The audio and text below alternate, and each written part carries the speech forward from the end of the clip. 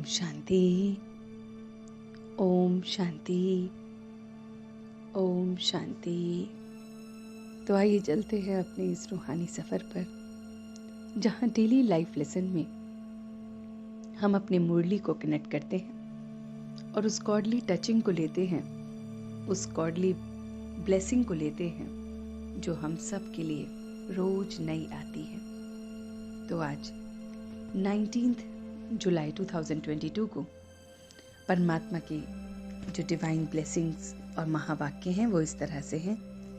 मीठे बच्चे, तुम्हें कर्म संन्यास नहीं लेकिन विकर्मों का संन्यास करना है। कोई भी विकर्म अर्थात पाप कर्म नहीं करने हैं। तो वो परमात्मा हम बच्चों को डिवाइन टचिंग दे रहे हैं कि हमें कोई भी विकर्म नहीं करने हैं और उसी का हमें संन्यास लेना है। जो बाकी के लोग हैं, ऋषि मुनि, वो कर्म संन्यास का लेते हैं, लेकिन हमें संन्यास लेना है अपने विकारों का। प्रश्न है कि तुम बच्चे किस अभ्यास से डेड साइलेंस को अनुभव कर सकते हो। ऐसा क्या करें कि जो हम डेड साइलेंस को अनुभव कर सकते हैं। तो वो है सोल कॉन्शियसनेस, अशरीरी बनने का अभ्यास, सोल कॉन्शियसनेस का अभ्यास। एक बाप के सिवा दूसरा कोई भी याद ना आए। शरीर से जैसे मरे हुए हैं, इसी अभ्यास में आत्मा डेड साइलेंस की अनुभूति कर सकती है। तो जब हम इतनी प्रैक्टिस कर लें कि आत्मा ये अनुभव करे कि शरीर मरा हुआ है, तो फिर हम डेड साइलेंस को प्रैक्टिस कर सकते हैं। प्रश्न है कि सर्व दुखों से छूटने की सहज विधि क्या है।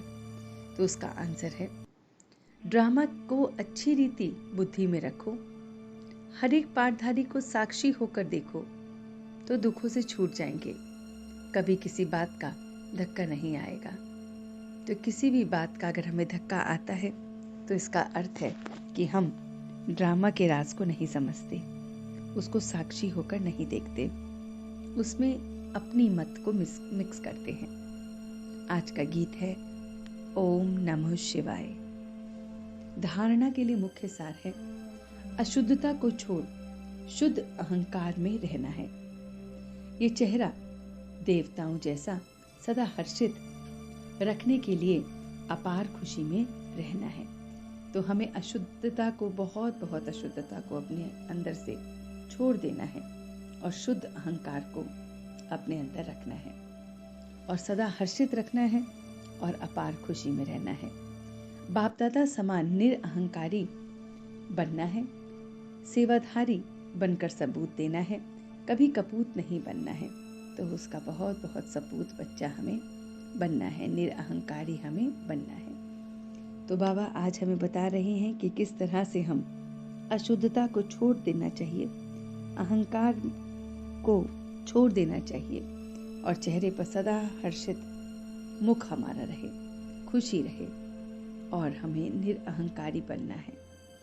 वरदान है, एक बाप दूसरा न कोई, इस स्थिति द्वारा सदा एक रस और लवलीन रहने वाले सहज योगी भव।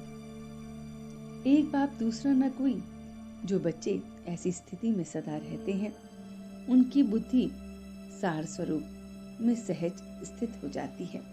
जहाँ एक बाप है वहाँ स्थिति एक रस और लवलीन है।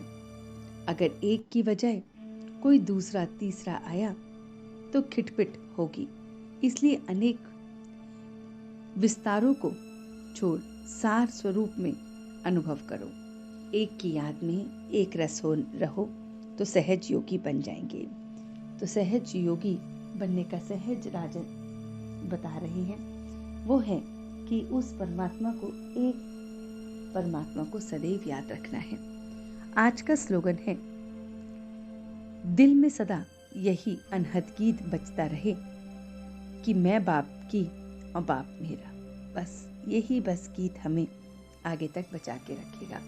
तो हमें ये गीत सुनना है। दूसरा, हमें एक बाप और दूसरा न कोई की प्रैक्टिस बहुत करनी है।